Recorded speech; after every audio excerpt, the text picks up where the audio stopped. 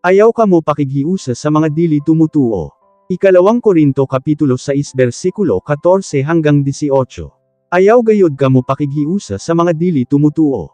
Kay maingon nga ang kahayag ug ang kangitngit dili mag-uban, ang pagkamatarong ug ang pagkadautan dili pud angay nga mag-uban. Ug maingon nga si Kristo ug si Satanas dili magkauyon, ang tumutuo ug ang dili tumutuo dili usab magkauyon. Ug kita mao ang templo sa Dios nga buhi. Dili mahimo nga iipon ang mga Diyos sa templo nga gipuy-an sa Dios.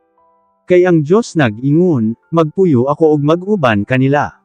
Ako mahimong ilang Dios, ug sila mahimong akong katawhan.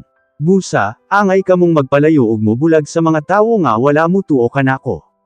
Ayaw kamo paghilabot sa bisan unsang mahugaw, ug dawaton ko kamo. Ako mahimong inyong amahan, ug kamo mahimong akong mga anak. Mao kini ang giingon sa Ginoo nga makagagahom.